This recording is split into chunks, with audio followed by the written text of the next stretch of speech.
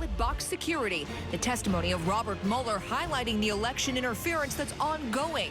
How Franklin County is making sure your vote counts. ABC6 News at 5 on your side. Now to Vote 2020, where there are some very real fears about other countries messing with our elections, especially after this exchange during yesterday's Robert Mueller testimony. In your investigation, did you think that this was a single attempt by the Russians to get involved in our election, or did you find evidence to suggest they'll try to do this again? Oh, it wasn't a single attempt. They're doing it as we sit here. And they expect to do it during the next campaign. This afternoon, the Washington Post says Iran and other countries are ready to follow Russia's playbook. Ben Garbrick is looking into what Franklin County is doing to stop an invasion. The gentleman from Florida. Cutting through the political spin, Robert Mueller gave a warning that 2020's election is already under attack. This is kind of basically what their purpose is. Aaron Sellers works at the Franklin County Board of Elections.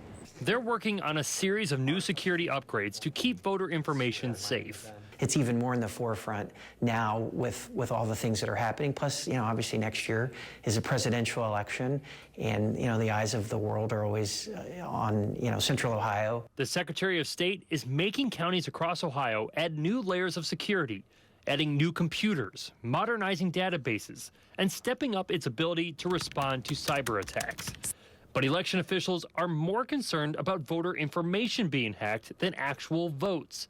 That's because voting machines are not connected to the internet. It couldn't happen in the system that we use because when people are voting on election day, it's a contained system that is not.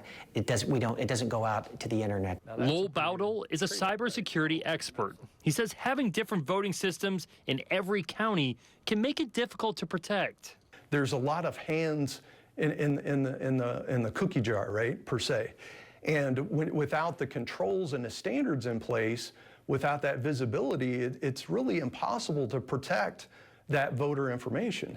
He says it only takes one weak link for there to be a breach. Any device that is connected to the internet is a potential point of exposure and being exploited.